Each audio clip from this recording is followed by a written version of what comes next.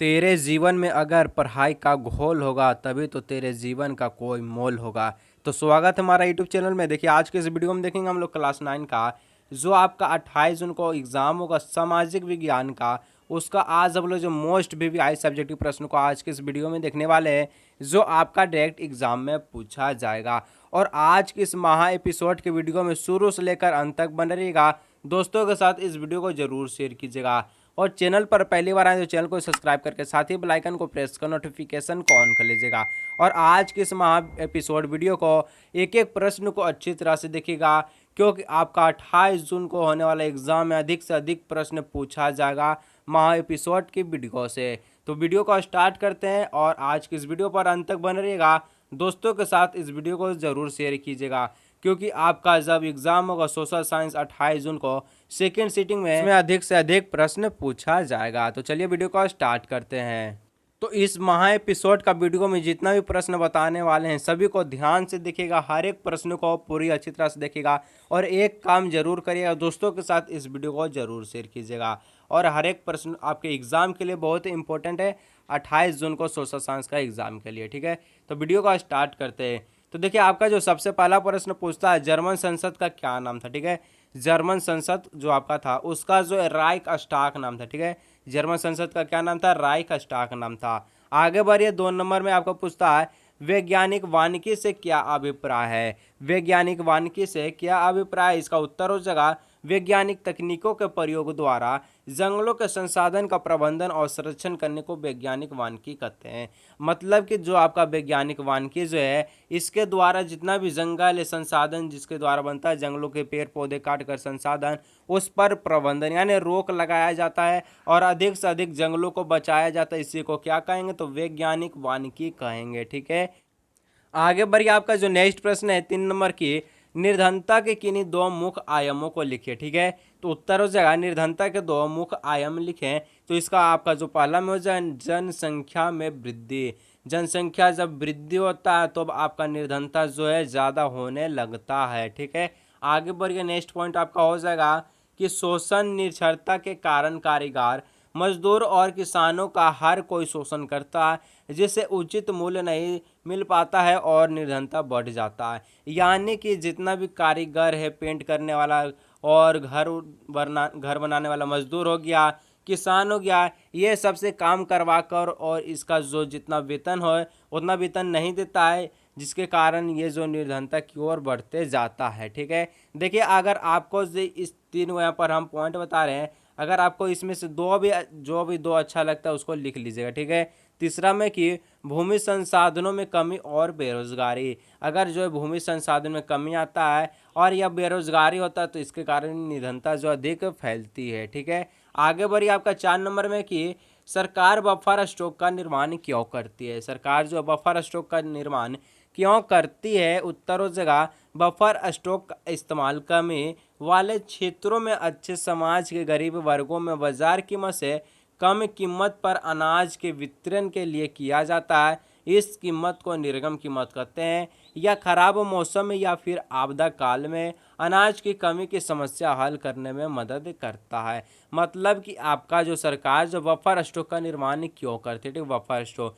तो buffer stock का इस्तेमाल जो है जहाँ पर जो कम क्षेत्र मतलब जो यहाँ पर जो है क्षेत्र जो कमी क्षेत्र है और उसमें समाज के गरीब वर्गों में बाजार कीमत से कम कीमत पर अनाज वितरण करते हैं। यानी राशन दुकान जिसका जो भी व्यक्ति का जो है राशन कार्ड है वो जो है वहाँ से आपका जो है सरकार क्या करती है उनको जो है राशन वितरण करती है यानी अनाज वितरण करती है और इस कीमत को जो है निर्गम कीमत कहते हैं। और इसमें आपको जो 1-2 रुपये भाव किलो के रुपये से आपको अनाज दिया जाता है। या खराब मौसम या आपदा काल में अनाज की कमी की समस्या हल करने में मदद करता है। मान चलिए किसी भी आपदा काल के दौरान जो है महंगाई तेजी से बढ़ गई जिसके कारण जो है जो सरकार जो राशन दुकानों में जो है उन लोगों का जो है, देखिए अगर आप देखेंगे तो कोरोना काल में जो है महंगाई बढ़ गई थी जिसके कारण जितना भी जो इसका भी राशन कार्ड है उसको जो 2 महीना का राशन 1 महीना में मिल रहा था। इसी को बोलते हैं आपदा काल, ठीक है। तो इसे समझ लिए, अगर आप समझ भी लेते हैं तो एग्जाम में खुद लिख देंगे।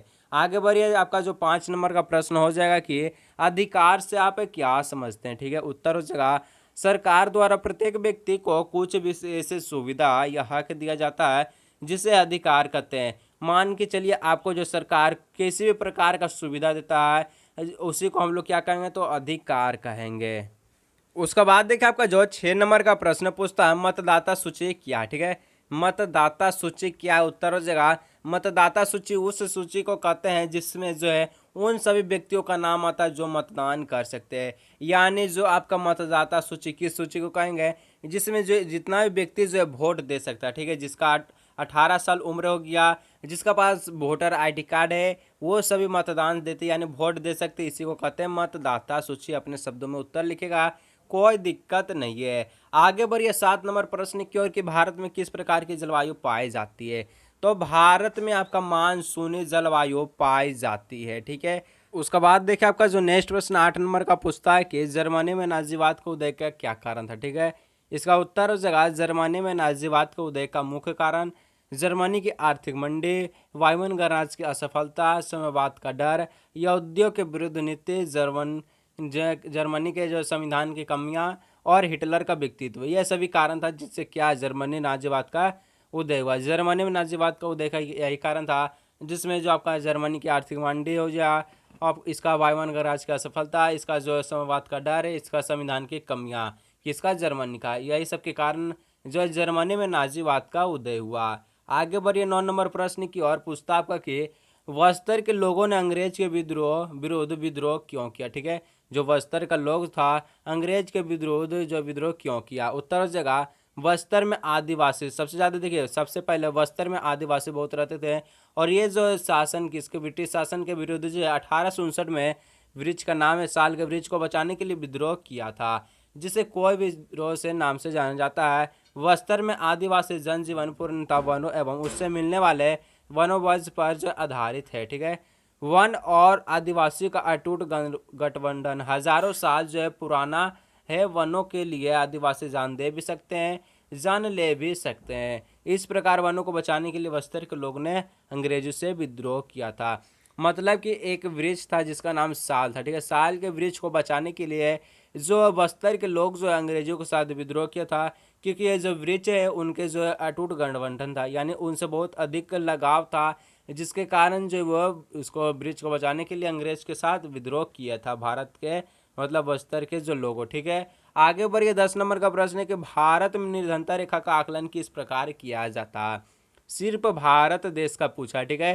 तो हम लोग भारत का ही देखेंगे। उत्तर जगह भारत में निर्धनता रेखा का निर्धारण करते समय जीवन निर्वाह करने के लिए सबसे पहले खाद्य आवश्यकता होगी, आपका कपड़े, जूतों और ईंधन और प्रकाश से चिक एवं चिकित्सक संबंधित आवश्यकताओं आदि पर विचार किया जाता है। ये सब आपका जो खाद्य आवश्यकता हो गया जिसमें आपका कपड़े, जूते, ईंधन, प्रकाश से चिकित्सक संबंधित आवश्यकताओं पर विचार किया जाता है। आगे देखिए क्या लिखा है कि निर्धनता रेखा का जो आकलन करते समय खाद्य आवश्यकता के लिए वर्तमान सूत्र वंचित कैलोरी आवश्यकता पर भी आधारित है, ठीक है। भारत में स्वीकृत कैलोरी आवश्यकता ग्रामीण क्षेत्रों में 2400 कैलोरी है प्रति व्यक्ति प्रतिदिन एवं नगरीय क्षेत्रों में 2100 कैलोरी प्रति व्यक्ति प्रतिदिन है। इसे कम होने पर निर्धनता रेखा के नीचे माने जाते हैं। देखिए आप सोच रहे कि आपका गांव में जो है 2400 है, शहरी में 2100 है। देखिए आपको जो देखें तो गांव के जो व्यक्ति बहुत ज़्यादा काम करते हैं शहरी व्यक्तियों के तुलना में, इसलिए इसका कैलोरी भी अधिक है। आगे बढ़िए आपका 11 नंबर का प्रश्न है भारतीय खाद्य निगम FCI किसानों से अनाज कैसे खरीदती है, ठीक है। देखिए जितना भी प्रश्न बता रहे आपके एग्जाम के लिए 28 जून को आपका एग्जाम होगा उसके लिए बहुत इंपॉर्टेंट है, सभी को अच्छी तरह से देखिएगा, ठीक है। तो भारतीय खाद्य निगम जो किसानों से उनके अधिक गेहूं तथा चावल खरीदता है, उनका भंडारण करता है, किसान को उनकी फसल के उचित मूल्य प्रदान किया जाता है जिसे न्यूनतम समर्थन मूल्य कहते हैं। इस प्रकार FCI अनाजों का भंडारण करता है। मतलब कि जो भारतीय खाद्य निगम जो है सबसे ज़्यादा किसान से गेहूं और चावल खरीदता है, ठीक है, और इसका भंडारण करता है, एक जगह रख देता है और किसानों को वही कीमत दिया जाता है जो कि पहले से दिया गया कीमत है, जिसको उचित मूल्य कहते हैं और इस कीमत को न्यूनतम समर्थन कीमत कहते हैं, ठीक है। और इस जो FCI अनाज जो है इस प्रकार जो है भंडार करता है अनाज का। आगे बढ़िए 12 नंबर का प्रश्न हो जाएगा चुनाव को लोकतांत्रिक मानने का विभिन्न आधार क्या, किसके कारण जो है जो चुनाव को जो लोकतांत्रिक माना जाता है। ठीक है, तो क्या क्या है तो हम लोग देखेंगे। तो सबसे पहले आपको लिखना, चुनाव के बिना लोकतंत्र की परिकल्पना नहीं की जाती। मतलब कि जब तक चुनाव नहीं होगा तब तक लोकतंत्र की परिकल्पना यानी इसका सोच भी नहीं सकते कि लोकतंत्र देश होगा या नहीं। ठीक है, एक तरह से लोकतंत्र और चुनाव एक दूसरे के पूरक माना जाता है। यानी जब चुनाव और लोकतंत्र एक साथ रहेगा तभी जो है देश लोकतंत्र बनेगा। चुनाव में अपने मतदान की शक्ति का प्रयोग करके एक नागरिक कई बड़े परिवर्तन ला सकता है। और सही बात है, अगर आप जो है जितना ज़्यादा वोट जो है जिस व्यक्ति को मिलेगा, जिस उम्मीदवार को, उसी जो है वही उम्मीदवार जो चुनाव में जीतेगा। और यही कारण है कि एक नागरिक यानी एक जो पूरे मोहल्ले के आदमी जो है परिवर्तन ला सकता है, यानी सभी ठान लेगा तब। और इसी के कारण जो लोकतंत्र में प्रत्येक व्यक्ति को उन्नति का समान अवसर प्रदान होता है। लोकतंत्र में चुनाव का बहुत महत्व है, यही कारण है। ठीक है, आगे बढ़िए। 13 नंबर का प्रश्न है कि संवैधानिक उपचार का अधिकार से आप क्या समझते हैं। संवैधानिक उपचार का अधिकार से आप क्या समझते हैं। ये आपका मौलिक अधिकारियों में से एक अधिकार है। टोटल आपका 6 मौलिक अधिकार है, उसमें से एक मौलिक अधिकार के बारे में पूछा। ठीक है, तो संवैधानिक उपचार का अधिकार संविधान द्वारा नागरिक को दिया गया वह अधिकार है जिसके तहत वह अपने मौलिक अधिकारों के उल्लंघन की स्थिति में सीधे उच्च न्यायालय या सर्वोच्च न्यायालय जा सकता है।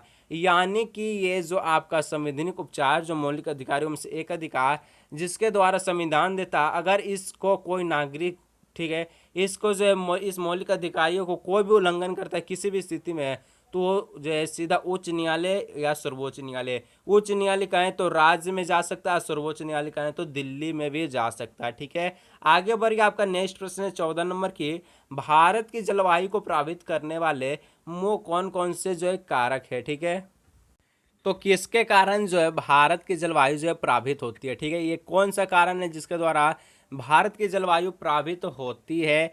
तो देखिए, आप जो समझ लीजिए, क्योंकि समझने पर बहुत आसान हो जाता है। अगर आप सभी प्रश्नों को समझ लेते हैं तो आपको एग्जाम में कोई दिक्कत नहीं होगा। ठीक है, तो भारत की जलवायु को प्रभावित करने वाले कारक अक्षांश हो गया, ऊंचाई हो गया, वायुदाब हो गया और पवन हो गया, समुद्र से दूरी, पश्चिमी विक्षोभ तथा महासागरीय धरा।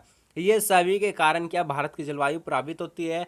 और आगे देखिए क्या है। ठीक है, तो भारत की जलवायु को प्रभावित करने में देश की जो आपका अक्षांशीय स्थिति है जो कि महत्वपूर्ण भूमिका निभाती है। और ये जो भारत उत्तरी गोलार्ध में एशिया महाद्वीप के दक्षिण में स्थित है। यानी जो आपका भारत जो है उत्तरी गोलार्ध में स्थित है जो कि एशिया के दक्षिण, एशिया के आपका जो दक्षिण में यहाँ पर स्थित है।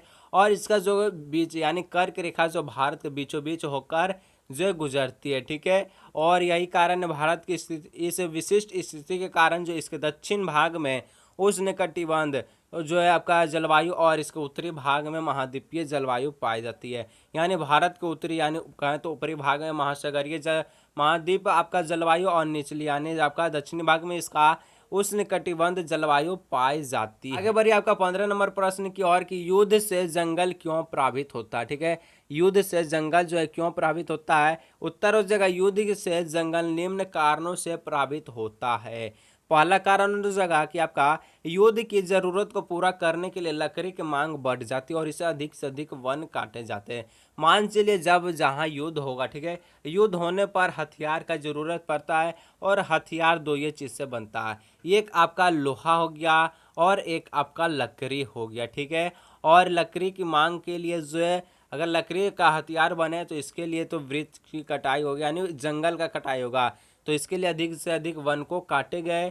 ख नंबर हो जाएगा युद्ध में विशाल वन क्षेत्र अग्नि की भेंट है, यहाँ लिख दीजिए थोड़ा सा चढ़ जाते हैं। ठीक है, और ग नंबर में युद्ध के समय सरकार लकड़ी की विशाल भंडारण तथा आराम मिलों को स्वयं भी जला डालती है ताकि ये संसाधन शत्रु के हाथ ना लग जाए। इसे अस्कार्य अर्थ भस्म कर भागो नीति कहते हैं। यानी युद्ध के समय जितना भी लकड़ी का जो भंडारा था, ठीक है, मान चलिए जो युद्ध के समय लकड़ी वनों से जंगल से लकड़ी को काटा गया उसे एक जगह भंडार यानी रख दिया गया और इसका काटने वाला जो मशीन है आरा मिल, इसको जो सरकार जला डालती है ताकि ये संसाधन शत्रु यानी दुश्मन के हाथ ना लगे। ठीक है, और इसको भस्म कर भागो नीति कहते हैं।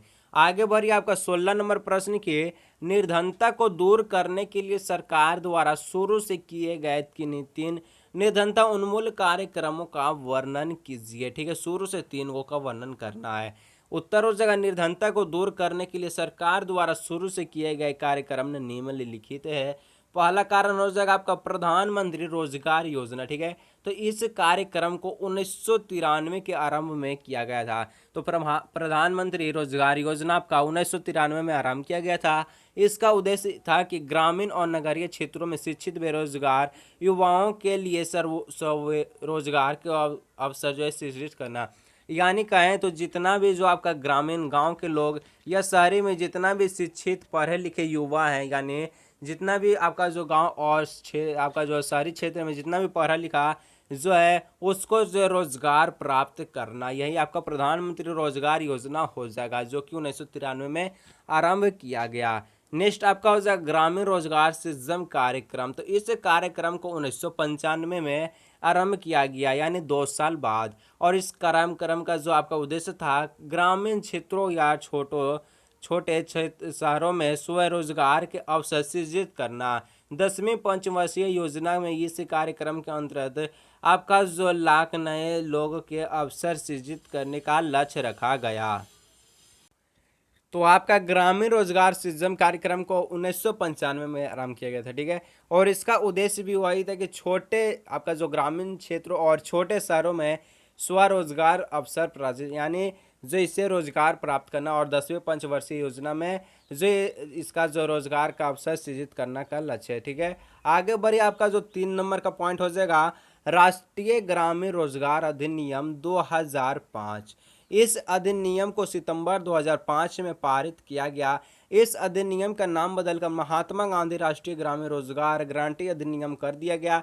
इस कार्यक्रम के अंतर्गत अगर आवेदक को 15 दिनों के अंदर रोजगार उपलब्ध नहीं कराया गया तो वह क्या दैनिक बेरोजगारी का भत्ते का अधिकार हो सकता। यानी राष्ट्रीय ग्रामीण रोजगार अधिनियम 2005 के अनुसार ये जो आपका जो 2005 में ही लागू किया गया था, सितंबर था। ठीक है, और इसका जो इस अधिनियम का नाम बदल कर महात्मा गांधी ग्रामीण रोजगार, जिसको शॉर्ट फॉर्म में मनरेगा कहते हैं। ठीक है, मनरेगा भी पूछे तो आप यही वाला लिख दीजिए, कोई दिक्कत नहीं है। और इस कार्यक्रम के अंतर्गत जो है 15 दिनों के अंदर जो है रोजगार प्राप्त करना, और जिसको रोजगार प्राप्त नहीं होगा वो बेरोजगारी भत्ते का अधिकार होगा। ठीक है, और इसमें 100 दिनों तक जो है गारंटी अधिकार, मतलब जो गारंटी रोजगार इसमें दिया गया 100 दिन तक। ठीक है, आगे बढ़िए आपका 17 नंबर प्रश्न की ओर कि भारत में चुनाव आयोग की भूमिका का वर्णन करें। ठीक है, देखिए जितना भी आपका जो प्रश्न है जिसमें पॉइंट वाइज आ रहा है, आपको भी एग्जाम में सेम पॉइंट वाइज लिखना है, क्योंकि पॉइंट वाइज लिखने से एग्जामिनर को समझ में आता है, नंबर अच्छा देता है, और हर एक प्रश्न आपके एग्जाम के लिए बहुत ही इंपॉर्टेंट है। ठीक है, तो उत्तर हो जाएगा आपका भारत में चुनाव आयोग की निम्नलिखित भूमिका है। पहला हो जाएगा चुनाव अधिसूचना जारी करने से लेकर नतीजे की घोषणा तक चुनाव प्रक्रिया का संरक्षण करना। यानी जो आपका चुनाव जब जारी होता और इसका जब तक घोषणा नहीं किया जाता, जब तक इसका चुनाव की प्रक्रिया क्या संचालित यानी शुरू ही रहती है। नेक्स्ट आपका हो जाएगा चुनाव आचार संहिता लागू करने तथा उल्लंघन करने वाले उम्मीदवार और पार्टी को दंडित करना। यानी चुनाव आचार संहिता द्वारा अगर इसे लागू कर दिया गया और इसका उल्लंघन जो भी करता है उस उम्मीदवार को और पार्टी को दंड दिया जाता है। आगे बढ़िए 3 नंबर का पॉइंट हो जाएगा चुनाव के दौरान सरकार को दिशा निर्देश मानने का आदेश देना। ठीक है, 4 नंबर हो जाएगा जिन मतदान केंद्र पर चुनाव ढंग से नहीं हुआ और वहां दोबारा चुनाव करना, मतलब कि कोई भी केंद्र पर जहां पर चुनाव वोटिंग किया जाता है वहां पर अच्छा तरह से वोटिंग नहीं हो रहा है तो उस केंद्र पर अच्छी तरह से फिर से चुनाव लिया जाएगा। और इसका बाद देखिए आपका 18 नंबर के कि भारत में वर्षा ऋतु की विशेषता का वर्णन करें। ठीक है, उत्तर हो जाएगा भारत में वर्षा ऋतु की विशेषता है क्या है, सभी को पॉइंट वाइज दिया, एग्जाम में भी पॉइंट वाइज ही लिखना होगा। ठीक है, उत्तर हो जाएगा भारत में वर्षा अनिश्चित होती है। सेकेंड में हो जाएगा भारत में विभिन्न स्थानों में प्रतिवर्ष प्राप्त होने वाली वर्षा की मात्रा में बहुत परिवर्तनशील पाई जाती है। सेकेंड हो जाएगा नेक्स्ट आपका 3 नंबर की भारत के सभी भागों में एक समान वर्षा नहीं होती, अलग अलग क्षेत्रों में अलग अलग वर्षा की मात्रा ना आपका जो नहीं की मात्रा में अंतर पाया जाता है। तो देखिए आपका जो पहला पॉइंट का अर्थ यही निकल कर आता है कि भारत में वर्षा का जो आपका अनिश्चित, यानी वर्षा कब कितना होगा कोई पता नहीं है। वर्षा होता तो लगातार होता, नहीं होता तो नहीं ही होते रहता। और इसमें अलग अलग क्षेत्रों में अलग अलग वर्षा होता है और कहीं तो ना के बराबर भी वर्षा होता है। तो अब बात देखिए आपका जो नेक्स्ट पॉइंट 4 नंबर का हो जाएगा, भारत में होने वाली वर्षा की एक प्रमुख समस्या बाढ़ और सूखा। ठीक है, अगर भारत में वर्षा होती है तो सबसे ज़्यादा तो बाढ़ आ जाएगा और नहीं होगा तो सूखा आ जाता है। 5 में हो जाएगा, एक लगातार भारी वर्षा से बाढ़ आ जाती है, दूसरी तरफ वर्षा विफलता के कारण कुछ क्षेत्रों में सूखा पड़ जाता है। यानी लगातार वर्षा जब पड़ रहा है, पानी पड़ते जा रहा है, जिस कारण बाढ़ आ जाएगा, और नहीं पड़ता है तो सूखा, यानी जो आपका ज़मीन जो है बंजर हो जाता है। ठीक है, और आपका यहाँ पर 19 नंबर का जो प्रश्न है, मैप वाला प्रश्न है। ठीक है, तो मैप वाला प्रश्न आपको स्क्रीन पर दिख रहा है, उस पर क्लिक करिए, आपका मैप का प्रश्न मिल जाएगा। और अगर आपको एक तरफ जो आपका प्लेलिस्ट का वीडियो बना है तो उसमें भी क्लिक करिएगा, तो आपको जो जितना भी 28 जून के लिए मोस्ट भी सब्जेक्टिव प्रश्न का वीडियो है सभी आपको वहाँ से भी मिल जाएगा, जो कि आपके एग्जाम के लिए बहुत इंपॉर्टेंट है और इसके बाद एग्जाम में पूरा गर्दा मच जाएगा। तो दोस्तों के साथ इस वीडियो को जरूर शेयर कीजिएगा, जहाँ भी दिक्कत होता है कमेंट में बताइएगा। तो चलिए मिलते हैं अगले नेक्स्ट वीडियो में।